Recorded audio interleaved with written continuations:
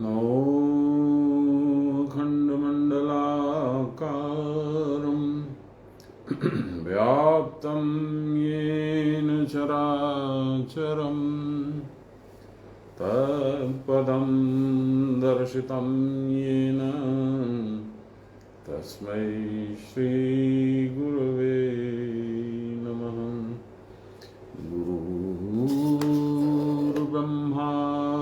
गुरुर्विष्णु गुरुर्देवो महेश्वर गुरुर्साक्षात् परब्रह्म तस्मै श्रीगुरवे नमः। ध्यानमूलं गुरोर्मूर्ति पूजामूलं गुरोर्पदं मन्त्रमूलं गुरोर्वाक्यं मोक्षमूलं गुरोर्कृपा। ब्रह्मानन्दं परमसुखदं केवलं ज्ञानमूर्तिं द्वन्द्वातीतं गगनसदृशं तत्त्वमस्यादिलक्ष्यम् एकं नित्यं विमलमचलं सर्वदा साक्षिभूतं भावातीतं त्रिगुणरहितं सद्गुरुं तं नमामि सद्गुरुं तं स्मरामि सद्गुरुं तं भजामि। नमो श्री ब्रह्म विद्यां योग शास्त्रे नमः श्री गुरु चरण कमलेभ्यो नमः श्री कृष्णाय नमः।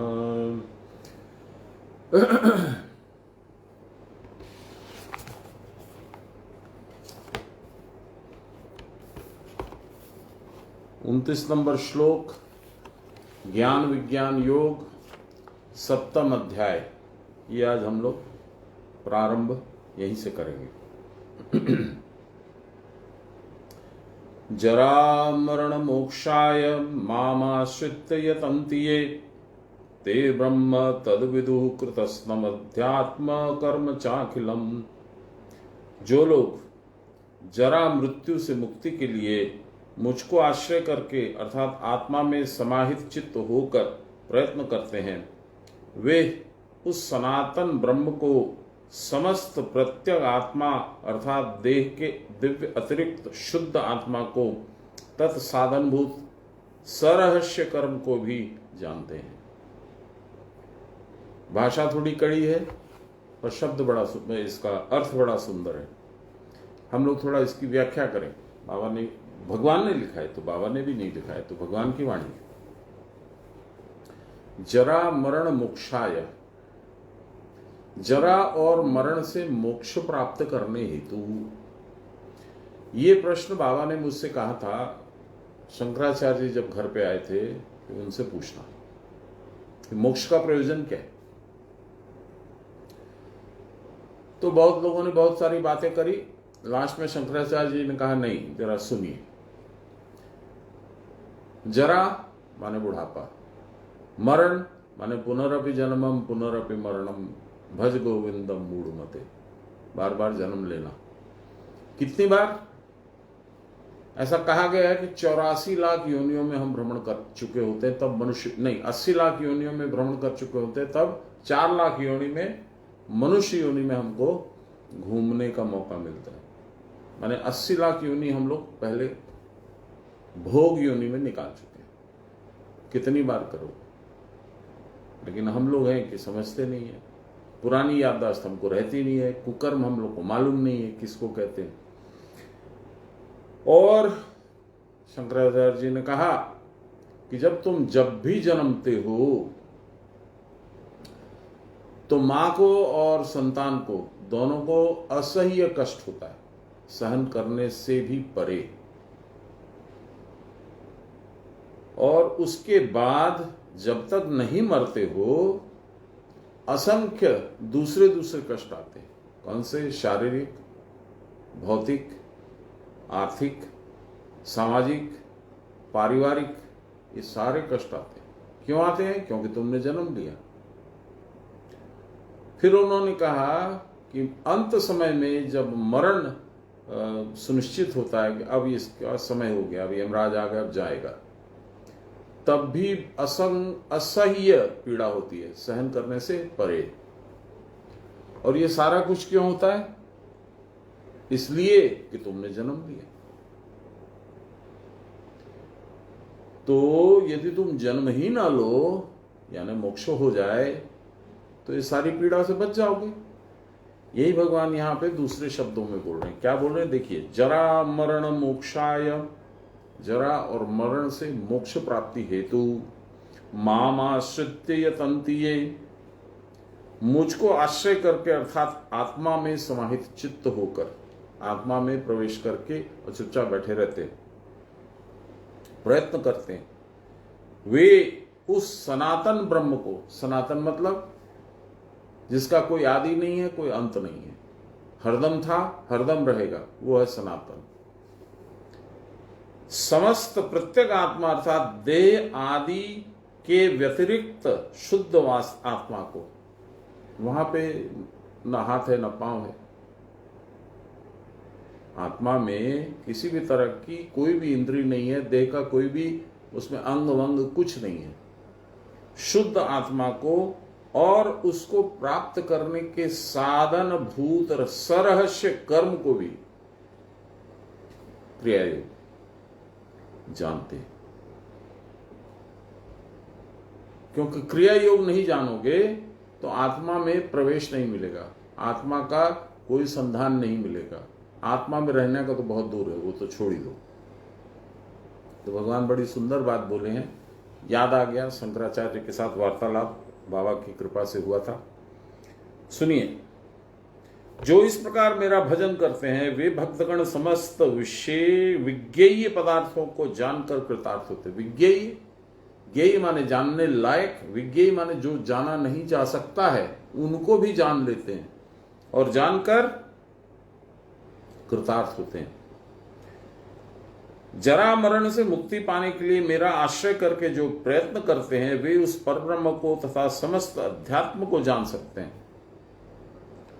जिसके द्वारा परब्रह्म प्राप्त हो जाते हैं, उस प्राप्ति के उपाय स्वरूप देहादि व्यतिरिक्त शुद्ध आत्मा को ही जान सकते हैं तथा उसके साधनभूत सरहस्य अर्चित कर्मों को भी जान पाते हैं।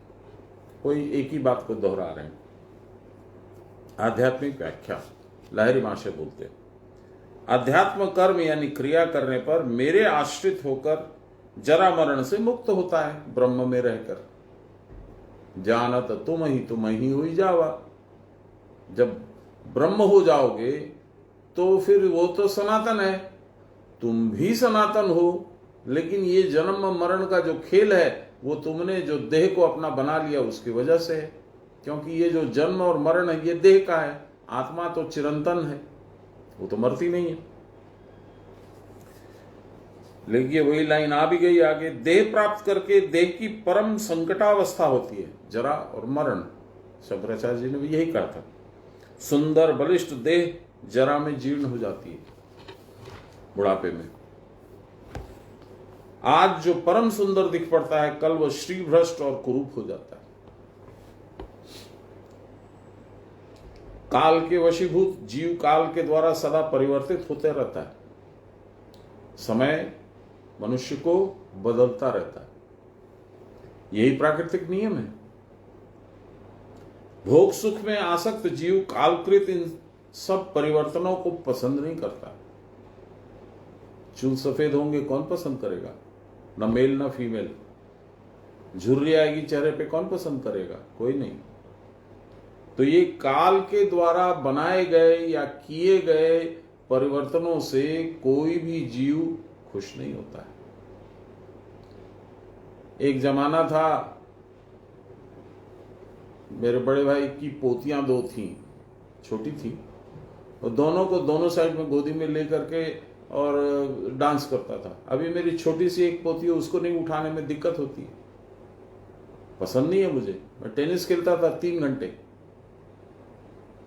अब पता नहीं आधी घंटा भी खेल पाऊंगा कि नहीं, बहुत दिनों से खेला नहीं है।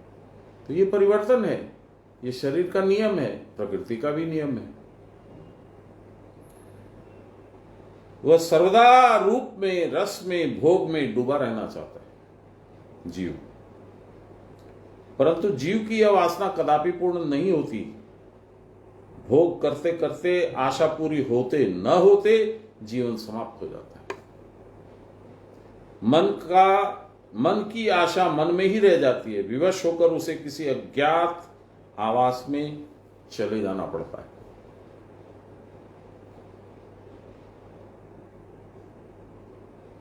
मुझे याद है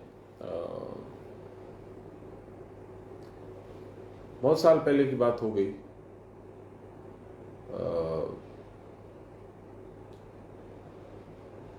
एक सज्जन थे, अमेरिका रहते थे, यहाँ से गए थे, कैंसर हो गया था, इलाज के लिए गए थे।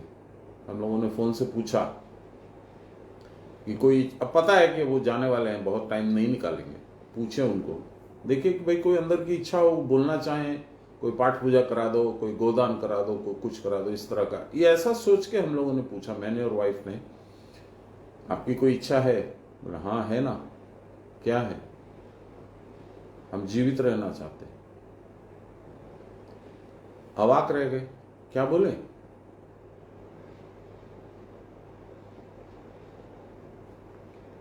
यहां वही कह रहे हैं, भोग करते करते, आशा पूरी होते न होते जीवन समाप्त हो जाता है। मन की आशा मन में ही रह जाती है, विवश होकर उसे किसी अज्ञात आवास में चले जाना पड़ता है, जिस स्थान से फिर उसका कोई समाचार पाने की भी संभावना नहीं होती। जरा मरण के इस दुर्दम्य प्रताप से जीव निरंतर संत्रस्त, विचलित और क्षुब्ध रहता है।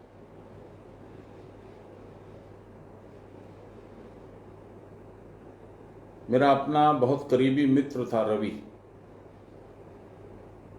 2-2.5 साल से वो कैंसर भोग रहा था। 2016 में वो चला गया। क्या क्या कष्ट नहीं पाए।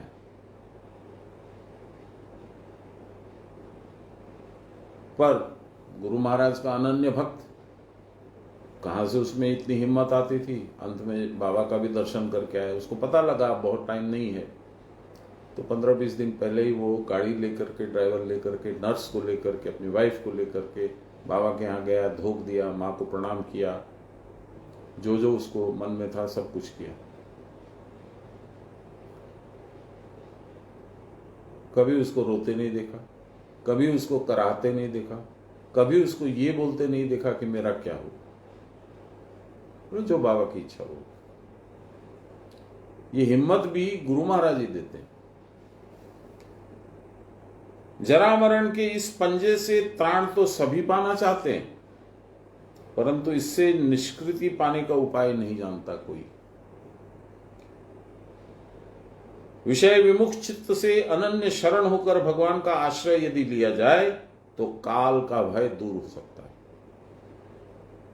ये तो काल है, छोटा है, महाकाल तो भगवान स्वयं है।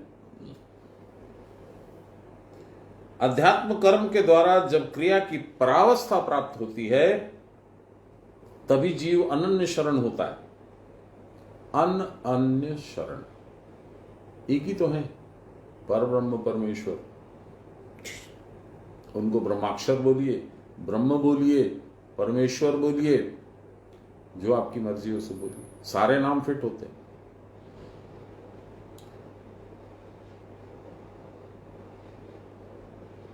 जब क्रिया की परावस्था प्राप्त होती है, तभी जीव अनन्य शरण होता है, उन्हीं के शरण होता है, और किधर भी वो नहीं देखता है कि मेरा बेटा आएगा बचा लेगा, डॉक्टर आएगा बचा लेगा।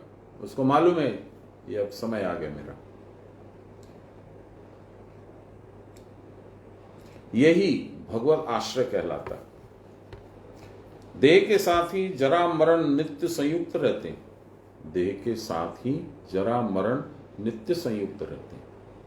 अब देखिए, इस पे वो ध्यान आ गया, जरासंध की कहानी। जरासंध और भीम का युद्ध हुआ था।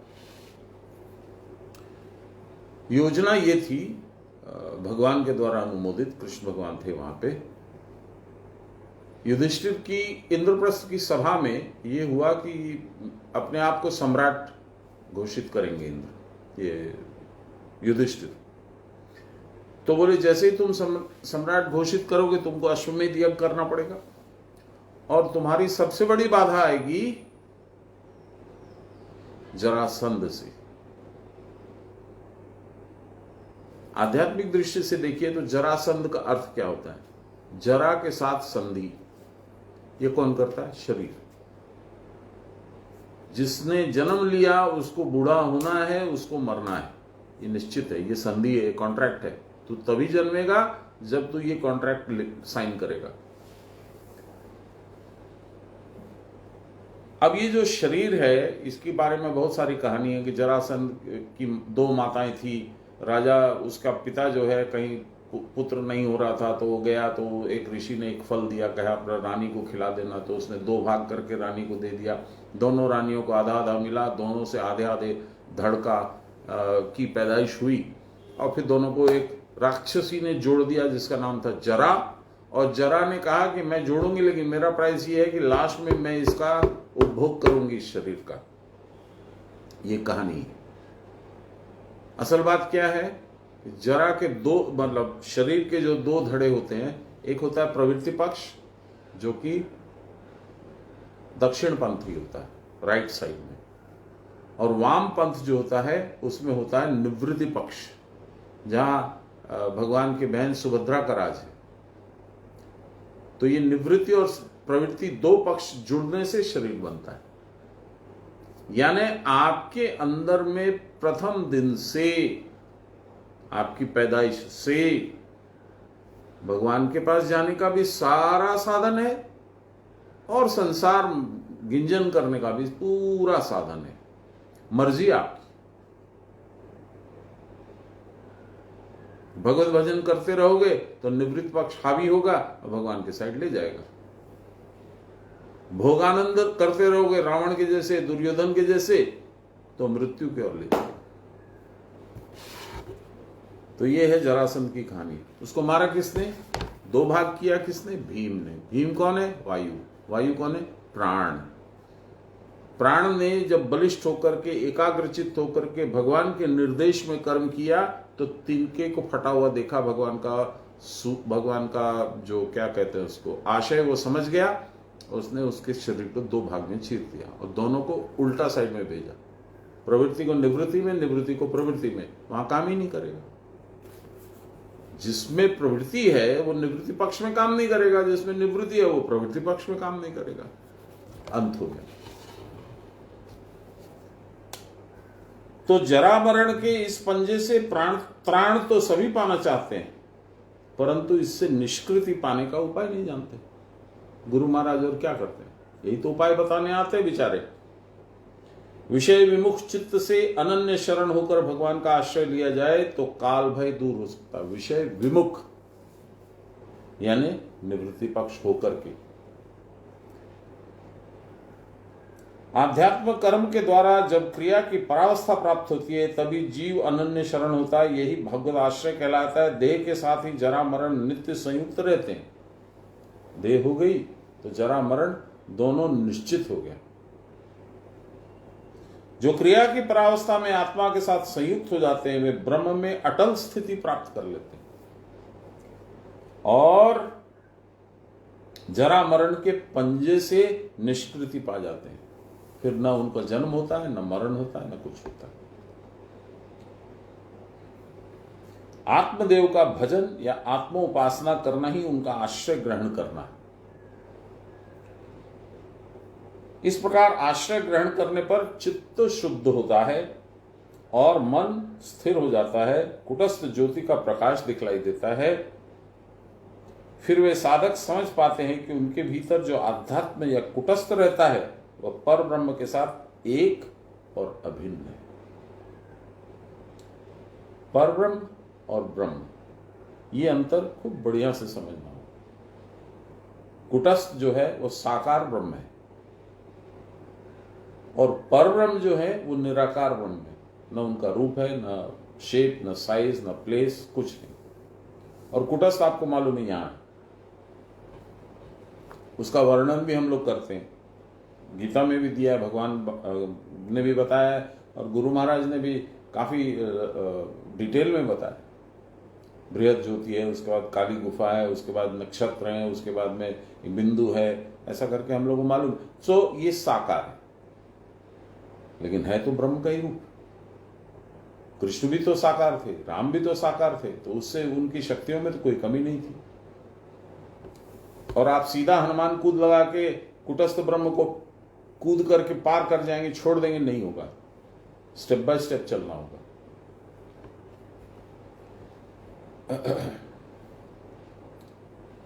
फिर वे साधक समझ पाते हैं कि उनके भीतर जो आध्यात्म या कुटस्थ रहता है वह परब्रह्म के साथ एक और अभिन्न है। हालांकि साकार है, इसीलिए उनको ईश्वर कहा जाता है, परमेश्वर नहीं कहा जा सकता। और जो निराकार है उनको परमेश्वर कहा जाता है, ईश्वर नहीं कहा जाता है। यह समझ में आते ही जरा मृत्यु के प्रभाव से रक्षा मिल सकेगी, और जिस आध्यात्म कर्म के द्वारा आत्म साक्षात्कार किया जाता है, उस आध्यात्म कर्म का रहस्य भी समझ में आ जाता है। What is the logic? इसको करने से हमको मोक्ष कैसे मिलता है, क्यों कर मिलता है, ये समुच्चय एकदम स्पष्ट हो जाता है। इसमें तनिक भी संदेह नहीं रहता, किसी भी तरह का संशय नहीं रहता।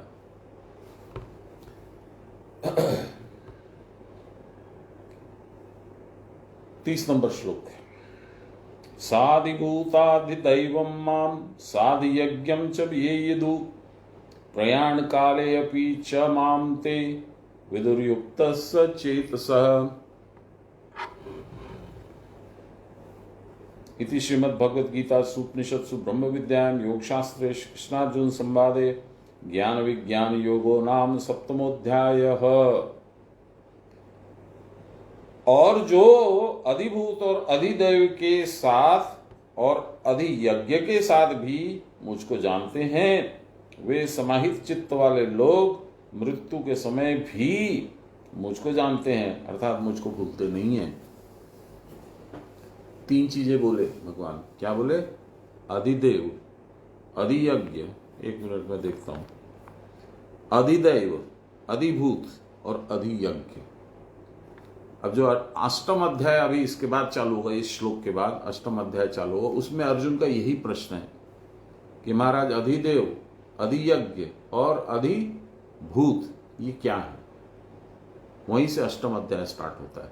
अब ये जो है यहां से इस श्लोक के बाद से भगवान प्रयाण काल की बात कर रहे हैं। मृत्यु के समय में आपको किस किस लक्षण से आपको अवगत होगा कि हाँ, आप मेरा अंत समय पास में है, और आपको उस समय क्या करना है, और जब मृत्यु हो जाएगी तब आप कहाँ जाओगे, इत्यादि। तो बहुत ये गूढ़ है, गीता पूरी ही गूढ़ है, उसको समझ सको तो, नहीं तो ऊपर ऊपर पढ़ लोगे, युद्ध होना है तो ये करना है। तो मैं सीधा श्लोक में चलता हूं, छोटा सा ही है इसलिए हम लोग इसका अनुवाद भी पढ़ते हैं। इस प्रकार के लोगों की योग भ्रंश की आशंका भी नहीं होती, जो ये तीनों जानते हैं, भगवान में आश्रय रखते हैं, परावस्था प्राप्त करने की चेष्टा करते हैं। ऐसे लोगों का योग भ्रंश यानी भ्रष्ट, अंत समय में जाते थे जापान, पहुंच गए चीन, ऐसा नहीं होता। अधिभूत आदि शब्दों के अर्थ की व्याख्या श्री भगवान अगले अध्याय में करेंगे। मैंने अभी कहा 8वें अध्याय में, जो मुझको अधिभूत, अधिदैव और अधियज्ञ के साथ जानते हैं, वे मुझ में आसक्त और युक्त चित्त के साधक के मृत्यु के समय भी वे मुझको जानते हैं। उस समय व्याकुल होकर वे मुझको भूलते नहीं हैं, अतएव मेरे भक्तों की योग भ्रंश होने की आशंका भी नहीं है। 6ठे अध्याय में आप लोगों को याद होगा, मेरे को तो बहुत स्पष्ट एकदम याद है, वो दिन भी याद है, बाबा किस मुद्रा में बैठे हुए थे, कैसे हम लोग ये चर्चा कर रहे थे, सब याद है। बाबा ने कहा, ए आशीष, हिंदी गीतांत तो प्रथम खंड 6 अध्याय होते हैं प्रथम खंड में, और उन्होंने कहा तो वो श्लोक ऐसे ही, मैं ऐसे खोल दिया, ले पढ़। प्राप्त पुण्य कृताम लोकान नाश्वती शाश्वती समान सुचिनाम श्रीमताम गेहे योग भ्रष्टो अभिजायते। जो योग भ्रष्ट हो जाता है अंत समय में, वह कहाँ जन्मता है, कब जन्मता है, ये हम लोग छठे अध्याय में कवर कर चुके, इसलिए उसको पुनः बोलने का जरूरत नहीं है। योग भ्रंश और योग भ्रष्ट एक ही है। लाहिरी बाबा, अधिभूत, अधिदैव और अधियज्ञ, इनको मरने के समय जो जान लेता है वह मुझ में अटका रहकर चिद रूप में रहकर ब्रह्म पद को पा जाता है। सान्याल बाबा, जो अधिभूत, अधिदैव, अधियज्ञ के साथ परमात्मा को जानते हैं वे ब्रह्म पद को प्राप्त करते हैं। इन शब्दों की व्याख्या अगले अध्याय में की जाएगी। मृत्यु के समय शरीर की विविध यातनाओं से साधारणतः इंद्रियां और मन अभिभूत हो जाते हैं। मुझे याद है, ये दैवी कृपा, गुरु की कृपा के बिना होता नहीं है। मैं ऑफिस से लौट रहा था, रवि को 2-2.5 साल हो गए थे, कैंसर से सफर कर रहा था। कभी तबीयत ज्यादा खराब हो जाती थी, तभी ठीक ठाक रहता था। एक आध बार तो वो चला ही आता था, मेरे यहाँ ही बगल में ही था। तो मैं घर में करीब करीब घुस गया था, सत्यम में रहता था उन दिनों। तो अचानक पता नहीं कहाँ से प्रेरणा आई, बुद्धि आई, क्या आया, आदेश आया। मैंने ड्राइवर से कहा, भाई ऐसा कर, रवि बाबू के यहाँ चल। तो बोला कि अच्छा ठीक है। तो उसने गाड़ी बैक करी। मेन गेट से हम घुस चुके थे, लेकिन पूरा नहीं गए थे अंदर। तो उसने बैक करके मेन रोड पे लिया और रवि के यहाँ हम लोग पहुंच गए। ये बहुत ऊपर वाले की विशेष कृपा थी। और बाबा ने 1-2 बार मुझे आदेश भी दिया था, फलाने की तबीयत ठीक नहीं है, जाके उसको अष्टम अध्याय सुना दे। कभी बोले कि भगवान के बारे में उससे बात कर। इस तरह से वो करते थे कभी कभार। तो शायद उनकी इच्छा ऐसी ही थी कि मैं उसको बोलूं। तो वहां गए हम लोग, मैं गया, हम लोग नहीं। तो मैंने देखा कि वो बहुत बेचैन था, छटपट कर रहा था। उसके गले में जो ट्यूमर था वो इतना बढ़ गया था कि उसका विंड पाइप प्रेस होकर के सांस लेने में भी कष्ट हो रहा था, और मुंह से सांस ले रहा था, हो नहीं रहा था, सांस टान नहीं पा रहा था। बहुत बहुत छटपट, इधर उधर, रिलीफ नहीं हो रही थी। तब उसने कहा, कुछ इशारा किया, उसकी पत्नी समझी, मैं तो समझा नहीं। 1 चम्मच पानी उसको दिया, वो पानी भी नहीं उतरा। वो 1 चम्मच पानी का आधा तो ऐसे उसके मुंह में डाला तो मुंह से बाहर निकल गया, और जो आधा चम्मच भी पानी जो था उसको पीने में उसको 3 मिनट 4 मिनट लगे होंगे। बिल्कुल नहीं था, सांस लेने का कोई उपाय नहीं था। बताइए आप जरा, कष्ट सोचिए। अब वो छटपट कर रहा है, कभी नर्स उसको सहारा दे रही है, कभी उसकी पत्नी सहारा दे रही है, कभी एक नौकर खड़ा था वो दे रहा है, और मैं देख रहा था। तो बाबा की बात याद आई, उन्होंने ही भेजा था मुझे। मैंने उसके हाथ पे ऐसे हाथ लगाया, रवि, हाँ। तो बेहोश सा ही था, अंदर सांस ही नहीं जाएगी तो आदमी तो एकदम। तो बाबा का नाम ले, जय गुरु बोल। यदि तू बाहर नहीं बोल सकता तो तू अंदर अंदर बोल, मैं बोलता हूं जोर जोर से। तो मैंने जय गुरु कई बार रिपीट किया। उसने एक बार वो इतनी आवाज नहीं निकली आवाज। डॉक्टर आया थोड़ी देर में, उसने कहा आज रात निकलनी मुश्किल है। सुबह 5 बजे फोन आ गया था। तो अंत समय में भगवत नाम याद रखना अत्यंत आवश्यक है। अष्टम अध्याय का पाठ हो जाए तो इससे सुंदर कुछ नहीं हो सकता। नहीं हो सके तो कोई बात नहीं है, भगवत नाम का जाप होना चाहिए। ये मैंने महाराज से सीखा, उनके आदेशों पे चल चल के सीखा। इसी तरह से रवि के पिताजी को भी कैंसर हुआ था, उनको भी अंत समय में जा करके मेरे से जो बन पड़ा, थोड़ा भगवान की बात, थोड़ी चर्चा, थोड़ी बाबा की चर्चा, ये सब करता था, मानते थे मेरे को।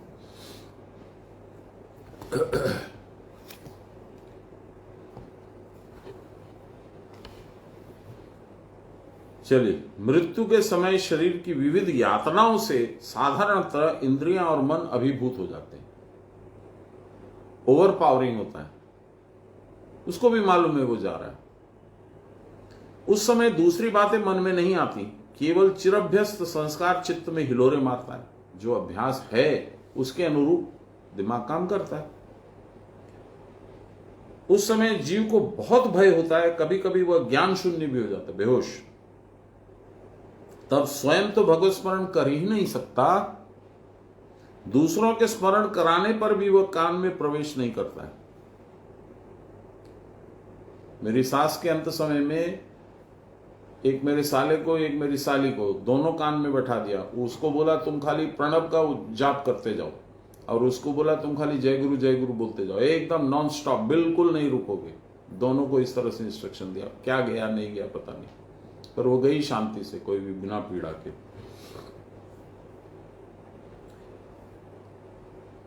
कहां गए? हाँ, स्वयं तो वह भगवत स्मरण कर ही नहीं सकता है, दूसरों के स्मरण कराने पर भी वह कान में प्रवेश नहीं करता, क्योंकि उस समय मन अत्यंत व्याकुल रहता और उसकी शक्ति भी वैसी सतेज नहीं होती। परंतु यदि कोई भाग्यवश साधना में प्रयत्न करता है और आत्मा में स्थित होने का अभ्यास दृढ़ हो जाता है, तो उस समय उसके मन में कोई अन्य भाव नहीं आ सकते। मैं आप लोगों से कई बार अनुरोध कर चुका हूं कि ये अभ्यास करिए। अपने रूम में जहां भी आपका बिस्तर है उसके सामने में, जिससे कि आंख खुलते ही आपकी नजर पड़े, अपने इष्ट देव जिसको भी आप मानते हैं, कृष्ण को, शिव को, राम को, जिसको भी आप मानते हैं, उनकी एक छवि हो। एक आप यदि दीक्षित है तो आपके गुरु की छवि हो। मैंने 2 लगा रखा है, एक बड़ा और एक छोटा। और दिन भर आपको जब मन में हो तो स्मरण कीजिए, प्रणाम कर लीजिए।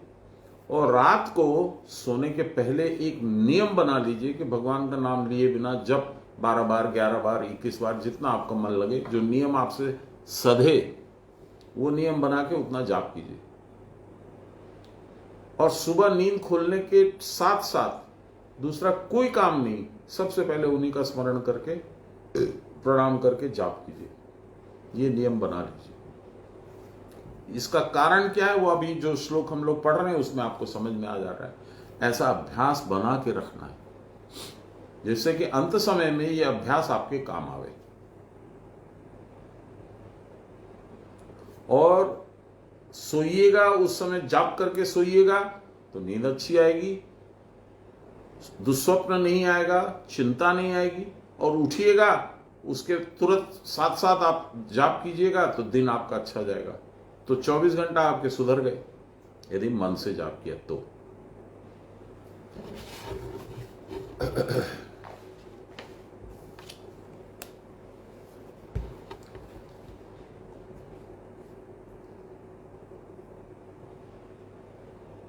जो मैं बोल रहा हूं उसी बात को यहां बाबा बोल रहे हैं, इसीलिए मुझे याद आया तो मैं बोल रहा हूं। फिर से सुनिए।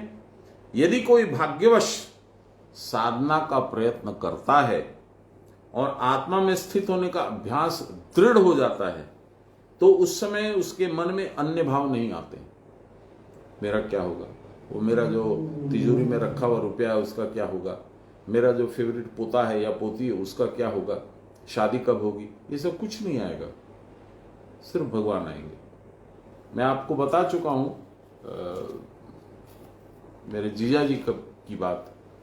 सेकंड बाईपास हुआ, वो बचे नहीं, सरवाइव नहीं कर पाए। तो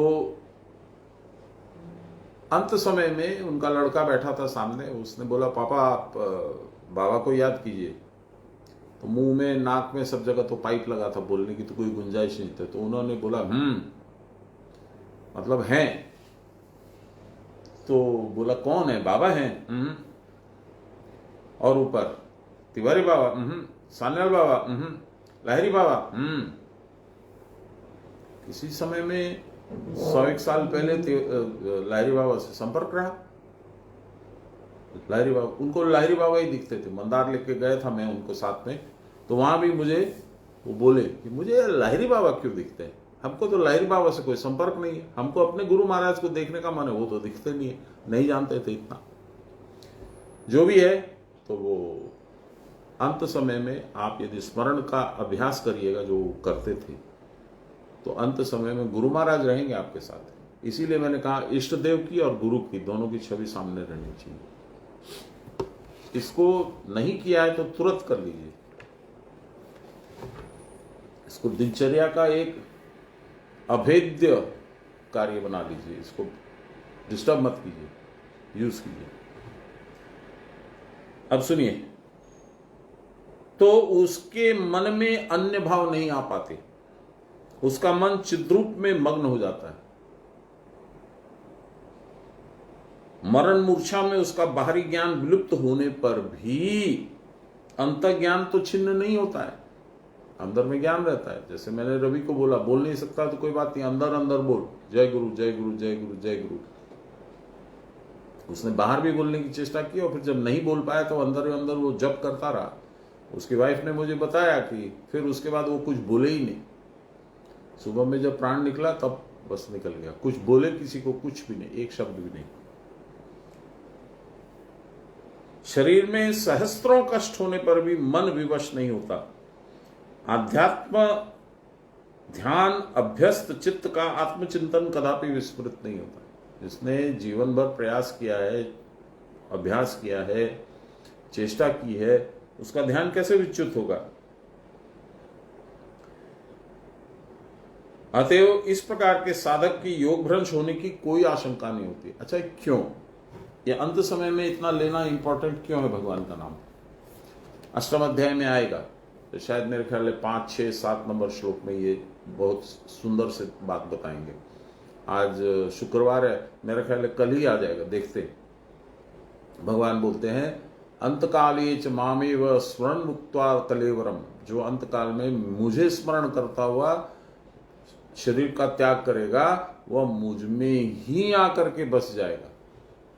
इसलिए ये हिंदू धर्म की विशेष मान्यता है और बहुत क्या कहिएगा, प्रमाणित है।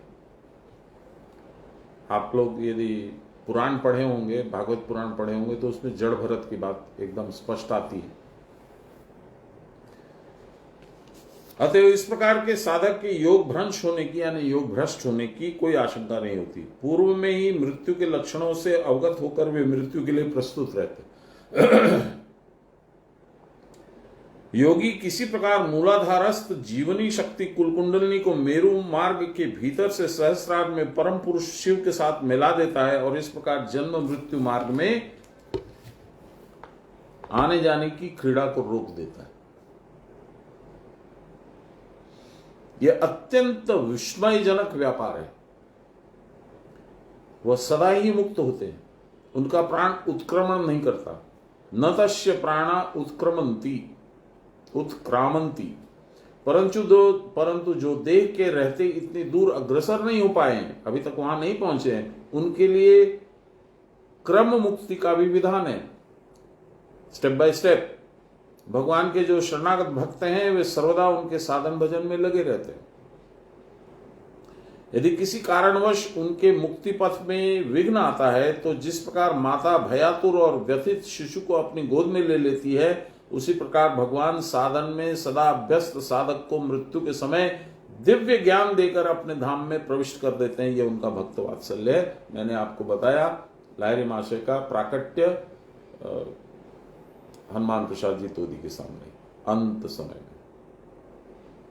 इति श्यामाचरण आध्यात्मिक दीपिका नामक गीता के 7वें अध्याय की आध्यात्मिक व्याख्या समाप्त। अष्टम अध्याय अक्षर ब्रह्म योग। अभी तक आप विषाद से जुड़े थे, कर्म से जुड़े थे, ज्ञान से जुड़े थे, ध्यान से जुड़े थे। अब डायरेक्ट ब्रह्म से कैसे जुड़ना, यही अष्टम अध्याय। अर्जुन वाचा, अर्जुन का वही प्रश्न है जो मैंने बताया। किम तद ब्रह्म किम आध्यात्मम किम कर्मम पुरुषोत्तमम अधिभूतम च किम प्रोक्तम अधिदैवम किम उच्यते अधियज्ञ कथम को अत्र देयस्मिन् मधुसूदन प्रयाण काले च कथम ज्ञेयोसि नित्य नियतात्म भी। ये 2 श्लोक है एक साथ। अर्जुन ने प्रश्न किया, हे पुरुषोत्तम, वह ब्रह्म क्या है? आध्यात्म क्या है, कर्म भी क्या है, और अधिभूत किसको कहते हैं, अधिदैव किसको कहते हैं। हे मधुसूदन, इस देह में अधिदैव किसे कहते हैं? नहीं, हे मधुसूदन, इस देह में अधियज्ञ कौन है, इस देह में किस प्रकार से अवस्थित है, कैसे रहता है, कहां रहता है देह में। प्रयाण काल में यानी मरण काल में संयत चित्त व्यक्तियों के द्वारा किस प्रकार वह ज्ञेय हो, अर्थात किस प्रकार वे तुमको जाने। यह अर्जुन का प्रश्न।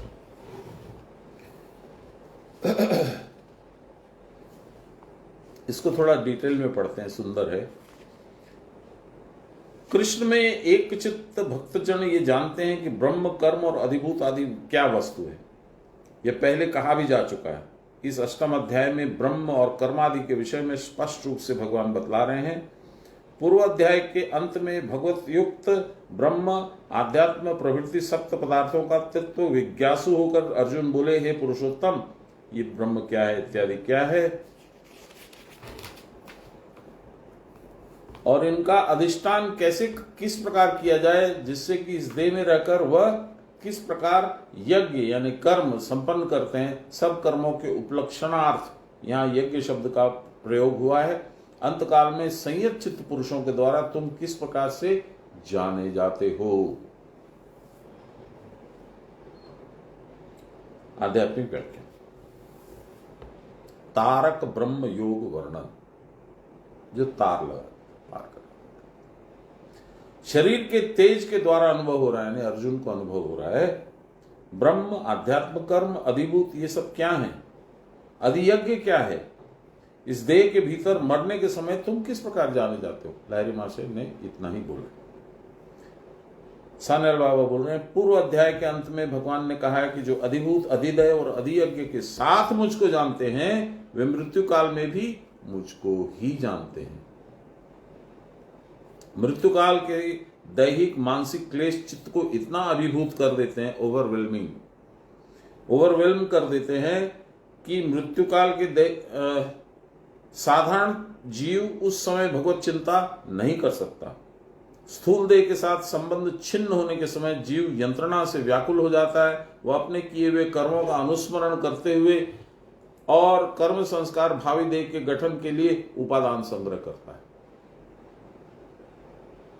अतएव यदि पहले से भगवत स्मरण का दृढ़ अभ्यास न हो तो इस दारुण काल में दूसरा कोई उपाय नहीं काम करता। इसलिए मैं बार बार बोलता हूं, अपने घर में ये अभ्यास तो करिए।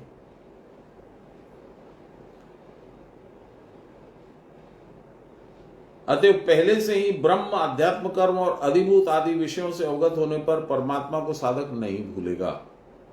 यही भगवान का कथन है। भगवान भी ऐसा ही बोलते हैं। इसी कारण अर्जुन इसे जानने के लिए समुत्सुक होकर यह प्रश्न पूछ रहा है। तुम सर्वज्ञ हो, परम कारुणिक भी हो, अतएव मुझ शरणागत के प्रति कृपा करके ये बातें मुझे समझाकर कहो। यही अर्जुन के प्रश्न का अभिप्राय है। ब्रह्म सर्वत्र विद्यमान होने पर भी मनुष्य के अन्यान्य ज्ञातव्य विषयों के समान कोई प्रसिद्ध पदार्थ नहीं है।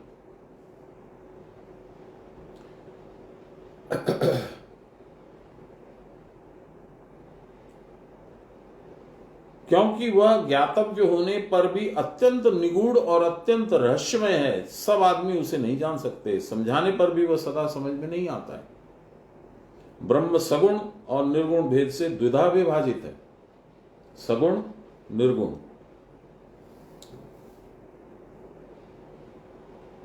कौन ब्रह्म ज्ञेय है, स उपाधिक या निरुपाधिक।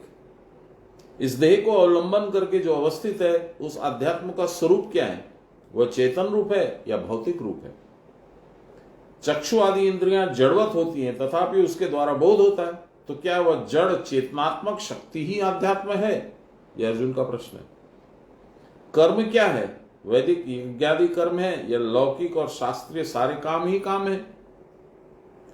पृथ्वी आदि कार्य अधिभूत है या इसके द्वारा कर्म मात्र को लक्ष्य किया गया? पृथ्वी आदि मूलाधार,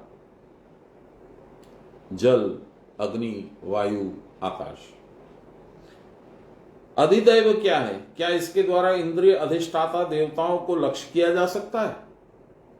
अथवा आदित्यांतर्गतम यच्च ज्योतिषां ज्योतिरुत्तमम् हृदयं सर्वभूतानां जीवभूत सतिष्ठति। आदित्य के अंतर्गत सब ज्योतियों में श्रेष्ठ ज्योति और सब भूतों के हृदय में जो जीव रूप से अवस्थित है, क्या उनको लक्ष्य कर रहे हो तुम? अधियज्ञ क्या है? वह देवता विशेष है या कि स्वयं पर ब्रह्म है? उनको किस प्रकार से चिंतन किया जाए? वह देह के भीतर है या बाहर है? बुद्धि रूप में है या बुद्धि से स्वतंत्र वस्तु है? मृत्यु काल में संयत चित्त व्यक्ति तुमको कैसे जान सकेगा? अर्जुन के इन सप्त पदार्थों के संबंध में जिज्ञासु होकर भगवान से प्रश्न किया। तीसरा श्लोक। अब भगवान उसके प्रश्न का उत्तर दे रहे। श्री भगवान वाच अक्षरम ब्रह्म परमम स्वभावो अध्यात्म उच्यते भूत भावो भव करो विसर्ग कर्म संगितः। श्री भगवान बोले परम अक्षर ही ब्रह्म है। प्रणव। स्वभाव आध्यात्म कहलाता है। ये स्वभाव के बारे में विस्तार से हम लोग बात करेंगे। स्वभाव का मतलब क्या है?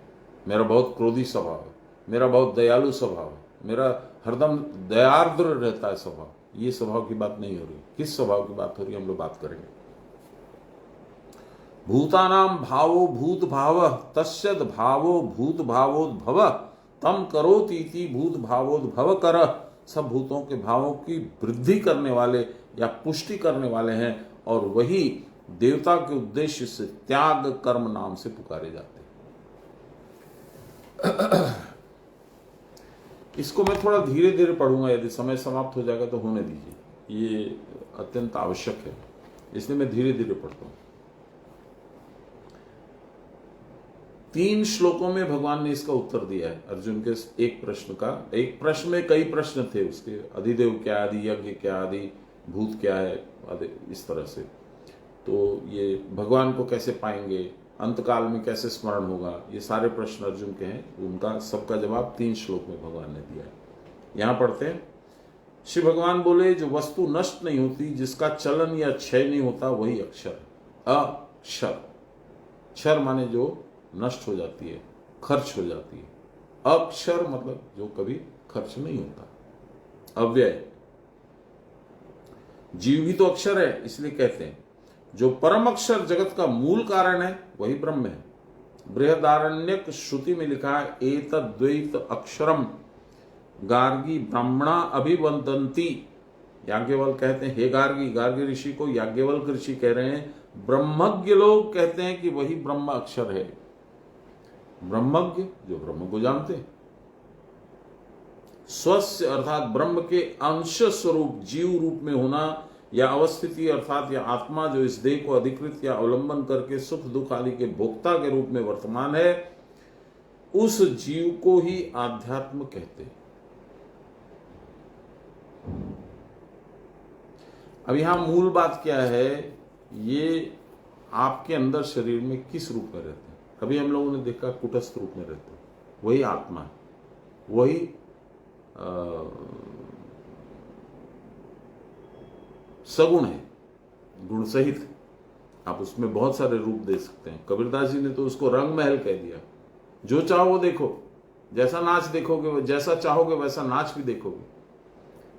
कबीरदास जी ने कहा ना, थारा रंग महल में अजब शहर में आजा रे हंसा भाई, निर्गुण राजा ने त्रिगुण सेज बिछाई। ये आप लोग कई बार सुना है। ये भगवान ने जीव की बनावट के बारे में कहा है। कुटस्थ रूप में वो रह करके भोक्ता का काम करते हैं, कर्ता का काम करते हैं। हालांकि वो न भोक्ता है न करता है, केवल साक्षी है। आत्मा निर्लिप्त है, फिर भी चूंकि वो हैं, उस रूप में है, इसलिए प्रकृति उनका काम कर देती है। थोड़ा है कंफ्यूजिंग है, पर बहुत कोई घबराने की बात नहीं है। अब देखिए, यह आत्मा जो देह को अधिकृत करके या अवलंबन करके पकड़कर सुख दुख आदि के भोक्ता के रूप में वर्तमान है, उस जीव को ही आध्यात्म कहते हैं। इसका शाब्दिक अर्थ है अधिजोड़ आत्मा। जैसे हम लोग कहते हैं ना स्पिरिचुअल गीता, आध्यात्मिक गीता, इसका मतलब क्या है? अधि माने बुद्धि, आत्मा माने सोल। जिसने अपनी बुद्धि अपने आत्मा के साथ संलग्न कर दी है वो आध्यात्मिक व्यक्ति हो गया। जरायुज आदि भूत समूह की उत्पत्ति और उनका उत्कर्ष या वृद्धि जो देव उद्देश्य से त्याग रूप से यज्ञ के द्वारा होती है, वह वृद्धि क्रम इस प्रकार है। कैसे होता है? अग्नि में जो आहुति दी जाती है वह सम्यक रूप से आदित्य को प्राप्त होती है, सूर्य।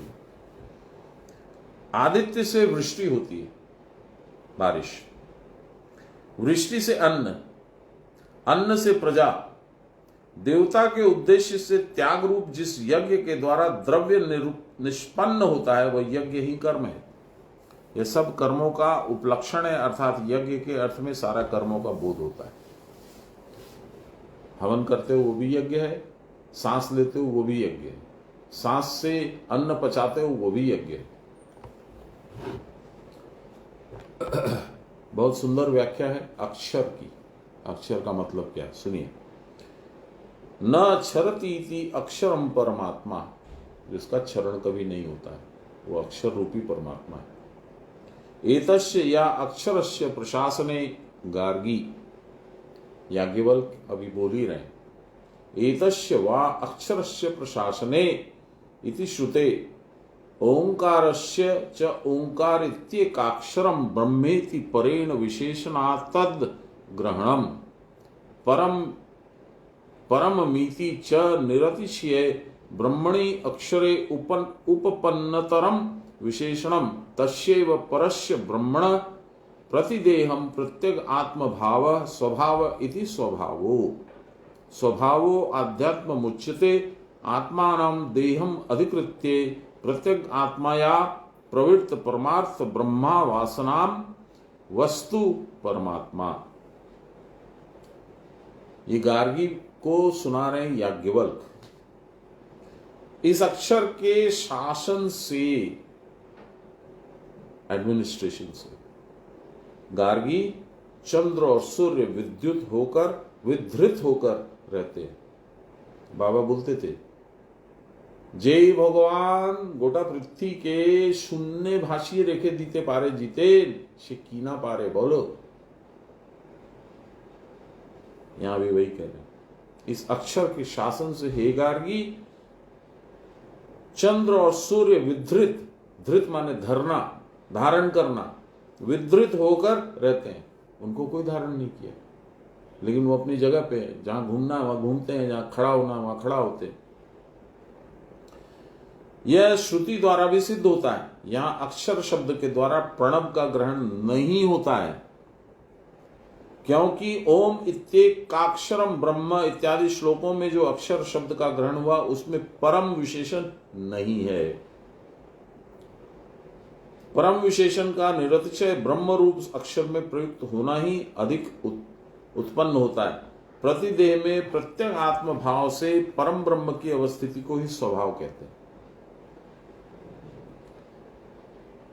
यह स्वभाव ही आध्यात्म कहलाता है। देह रूप आत्मा को अधिकृत करके प्रतिपुरुष के आत्म भाव में अवस्थित उस पर ब्रह्म रूप परमार्थ वस्तु पर्यंत सब पदार्थों को स्वभाव या आध्यात्म शब्द के द्वारा प्रतिपादन किया गया है। मेरे तो 50-60% पल्ले पड़ा, पूरा नहीं पड़ा। 2 बार 3 बार पढ़ना पड़ेगा तब जाके ये पूरा दिमाग में घुसेगा। इसलिए हम लोग क्यों मेहनत करें, सान्याल बाबा और लाहिरी बाबा की बात सुने। लाहिरी बाबा बोलते हैं कुटस्थ द्वारा प्रकाश होता है, कुटस्थ अक्षर पर ब्रह्म है। कुटस्थ अक्षर पर ब्रह्म है। क्रिया करने का नाम अध्यात्म है। क्या करते हो क्रिया करने के समय? अधि यानी बुद्धि को आत्मा के साथ जोड़ते हो, कुटस्थ के साथ, अध्यात्म हो गया। अर्थात देखिए लिखा है अधि इज इक्वल टू बुद्धि, आत्मा में बुद्धि का स्थिर रहना, यही क्रिया के परे त्रिगुणातीत होकर इड़ा पिंगला सुषुम्ना वर्जित होकर अवरुद्ध रूप आश्चर्य निज बोध रूप, इसी का नाम अध्यात्म है। जिसका क्षरण नहीं है वही एक तो अक्षर है, पर ब्रह्म ही एकमात्र क्षयहीन अविनाशी पुरुष है, वस्तु है। माया का इंद्रजाल भी जहां निरस्त हो जाता है वहां माया का काम नहीं है, पहुंच ही नहीं सकती। वही एकमात्र सत्य पदार्थ है, बाकी सब असत्य पदार्थ है। उसका कभी त्रिकाल में भी कोई भी परिवर्तन नहीं होता। अंतर बाहर करके यदि कुछ है तो अंतर बाह्य व्यापी उत्पत्ति विनाश वर्जित वही ब्रह्म या वही अक्षर पुरुष है। अक्षर शब्द से जीव का भी बोध होता है, अतएव परम शब्द द्वारा जीव उपाधि रहित पर ब्रह्म ही यहां अभिप्रेत है। सिर्फ अक्षर कीजिएगा कहिएगा तो जीव भी आ जाता है उसमें, इसलिए परम अक्षर यानी पर ब्रह्म, निराकार ब्रह्म।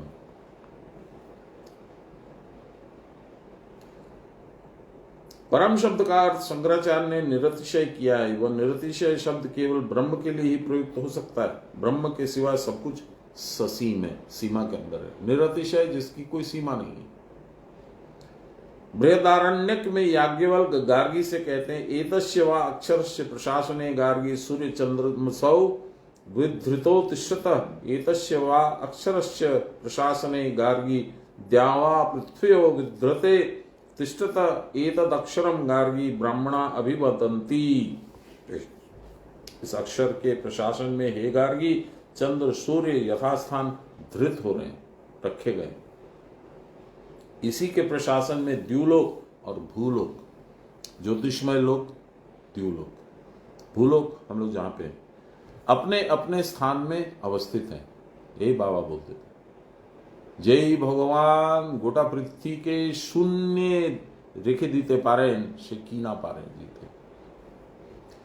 ब्रह्म के लोग इस अक्षर के विषय में ही चर्चा करते रहते हैं। आकाश के ऊपर पृथ्वी के नीचे, आकाश के ऊपर पृथ्वी के नीचे और इन दोनों लोकों के मध्य भाग में जो आकाश सर्वव्याप्त है, उस आकाश को किसने धारण कर रखा है?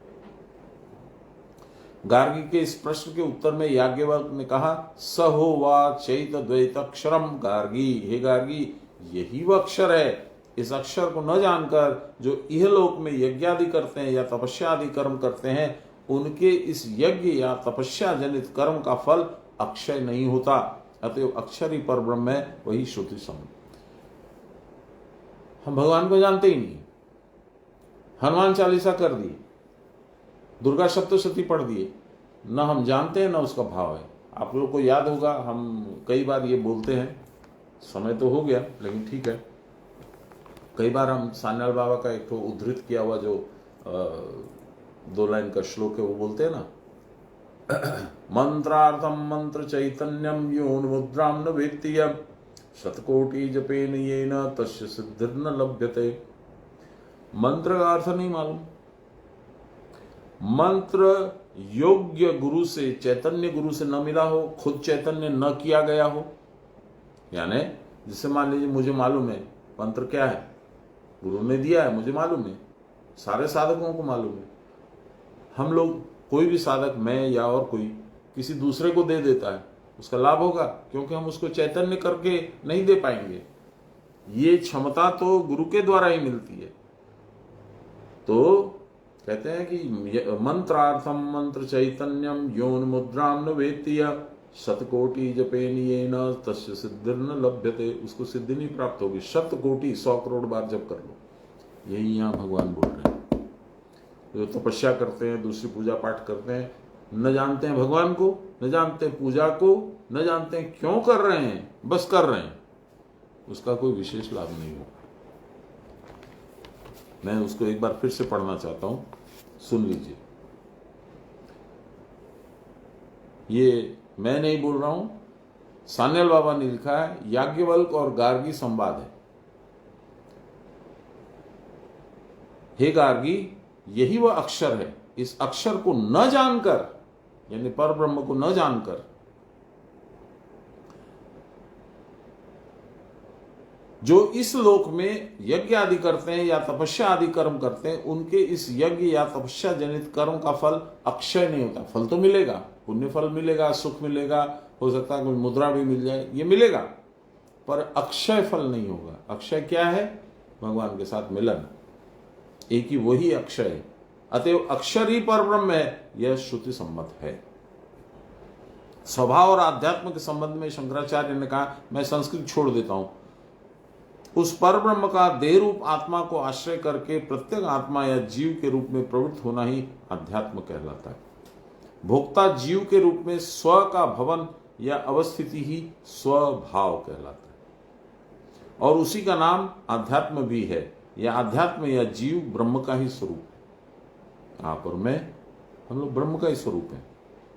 वह आत्मा रूप में रहकर जब देह को अवलंबन करके भोक्ता के रूप में वर्तमान होते हैं, तभी उनको अध्यात्म कहा जाता है। यही जीव भाव है, इसीलिए जीव आत्मा। भूत भावोद भव करो विसर्ग, यह कर्म विसर्ग है, अर्थात त्याग ही कर्म है। जीव के भीतर जो शक्ति वर्तमान है, उसको स्फुटित कर डालने का नाम ही कर्म है। जरा ध्यान से देखिएगा, क्या सुंदर बात बोल रहे हैं। जीव के अंदर जो शक्ति वर्तमान है, आपको मालूम भी नहीं है कि कुल कुंडलिनी है मान लीजिए, या स्थिर प्राण है मान लीजिए, आपको मालूम ही नहीं। आप उसको जीवंत कैसे करिएगा? सुनिए, यह प्रस्फुटन कार्य त्याग के बिना नहीं होता। अंग्रेजी में यदि उसे कहें तो एक्सपेंडिचर ऑफ एनर्जी का बोध होता है। अंग्रेजी में कहें तो कर्म में एक्सपेंडिचर ऑफ एनर्जी का बोध होता है। अपनी शक्ति का व्यय ही कर्म है। शक्ति व्यय किए बिना हम कोई कर्म कर भी नहीं सकते। अपने लड़के को मनुष्य बनाने के लिए स्वकीय शक्ति का व्यय करना पड़ता है। एक खेत तैयार करने में, एक वाटिका लगाने में हमें उसमें बहुत शक्ति लगानी पड़ती है। कवि हो या दार्शनिक, वैज्ञानिक हो या साधक, सबको अपने अपने लक्ष्य के साधन में शक्ति व्यय करनी पड़ती है। इसको तपस्या भी कहते हैं। इस तपस्या के बिना कोई सांसारिक उन्नति अथवा कोई आध्यात्मिक संपत्ति प्राप्त नहीं हो सकती। अपनी धर्म पत्नी से पुत्र उत्पादन करने में भी शक्ति व्यय होती है, परंतु शास्त्र शक्ति के सभी प्रकार के व्यय को कर्म नहीं मानता। देवतोद्देशेन परित्याग स एव विसर्ग लक्षणो यज्ञ कर्म संगीता। देवता के उद्देश्य से परित्याग करना, इस लक्षण से युक्त त्याग ही कर्म कहलाता है, जिससे मेरे गुरु, मेरे बनाने वाले मालिक खुश हों, वो कर्म त्याग है। वो त्याग कर्म है। भूत भाव शब्द से जीव की उत्पत्ति तथा जीव के भीतर के सारे भावों का बोध होता है। दोनों में सृष्टि क्रिया वर्तमान है। सृष्टि का अर्थ ही भाव का विकास है। जगत पिता के अंतःकरण में जो भाव रूप में विद्यमान है, उसके विकास साधन की चेष्टा का नाम ही ऐश्वरिक कर्म, ईश्वर का कर्म। तथा मनुष्य के अंतःकरण में जो नाना प्रकार से अस्फुटित भाव समूह प्रसुप्त अवस्था में वर्तमान है, बाप रे, इसमें तो अभी बहुत लंबा चलेगा। एक दो तीन चार पेज है, तो इसको यहीं छोड़ देते हैं। लंबा खींचने का मतलब नहीं, कल इसको कंटिन्यू करेंगे। सृष्टि का अर्थ ही भाव का विकास है, हम लोगों ने पढ़ लिया। हाँ, परंतु केवल भाव को स्फुटित करने मात्र से ही कर्म नहीं हो जाता।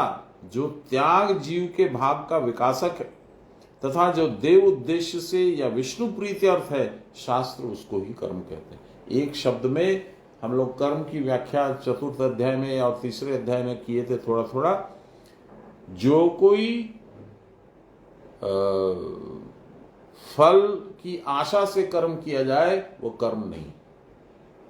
जो भगवत प्रीति अर्थ या फलाकांक्षा रहित कर्म किया जाए वही कर्म। मान लो मैंने बहुत क्लेश उठाकर, बहुत परिश्रम या शक्ति व्यय करके अर्थ उपार्जन किया, पैसा बनाया, उससे मेरी शक्ति का व्यय भी हुआ, इसलिए वो एक प्रकार का कर्म तो हुआ, परंतु तब तक उसको कर्म नहीं कहेंगे यदि उसके मूल में यह उद्देश्य न हो कि उस कर्म के द्वारा प्राप्त धन पर दुख मोचन करने में व्यय होगा। पर दुख, दूसरे का दुख हटाने में व्यय हुआ, विष्णु सर्वभूत में स्थित है। इस प्रकार के त्याग के द्वारा ही सर्वभूतस्थ विष्णु का प्रीति साधन होता है। यही वस्तुतः देव उद्देश्य में त्याग रूप यज्ञ है। मान लो मेरी देह में बहुत बल है, उसको भी मैंने शक्ति व्यय करके चेष्टा करके उपार्जन किया है। अब इस बल के द्वारा मैं दूसरों को पीड़ित करता हूं, जो गुंडे लोग करते हैं, जो टेररिस्ट लोग करते हैं, परंतु उसको कर्म न कह के अकर्म कहेंगे। यदि यह बल विपन्न की विपद दूर करने में प्रयुक्त होता है तो देव उद्देश्य त्याग रूप में यज्ञ में परिणित हो जाता है। इसी प्रकार मैंने बहुत परिश्रम करके विद्या सीखी है। यह विद्या यदि दूसरों के अज्ञान अंधकार को दूर न करके केवल अपने स्वार्थ साधन में लगाई जाए तो उसको फिर कर्म न कहेंगे। तपस्वी या साधक की तपस्या या साधना के द्वारा यदि केवल कुछ आध्यात्मिक ऐश्वर्य प्राप्त करना ही साधना का हेतु हो तो वह देव भावापन्न होकर आसुरी भावापन्न हो जाती है। इसको हम लोग यही समाप्त करते हैं, आगे कल से पढ़ेंगे। ब्रह्मार्पणं ब्रह्म हविर्ब्रह्माग्नो ब्रह्मणाहुतं ब्रह्मैव तेन गन्तव्यं ब्रह्म कर्म समाधिनाम्। नमो श्री ब्रह्म विद्यां योग शास्त्रे नमः। श्री गुरुचरण कमलेभ्यो नमः। श्री कृष्णाय नमः। श्री कृष्ण गोविंद हरे मुरारे, हे राम नारायण वासुदेव। श्री गुरु चैतन्य हे आत्मदेव, हे मात दुर्गे हर विश्वनाथ। सर्वे भवन्तु सुखिनः, सर्वे सन्तु निरामया, सर्वे भद्राणि पश्यन्तु, मा कश्चित् दुःखभाग् भवेत्। असतो मा सद्गमय, तमसो मा ज्योतिर्गमय, मृत्योर्मामृतं गमय। आविराविमहीधि रुद्रयते दक्षिणां मुखं, तेन मां पाहि नित्यं। रुद्रयते दक्षिणां मुखं, तेन मां पाहि नित्यं। बोलिए प्रेम से गुरु महाराज की जय, परम गुरुदेव की जय, परात्पर गुरुदेव की जय, परमेष्टि गुरुदेव की जय, गुरु माता की जय। हर हर महादेव।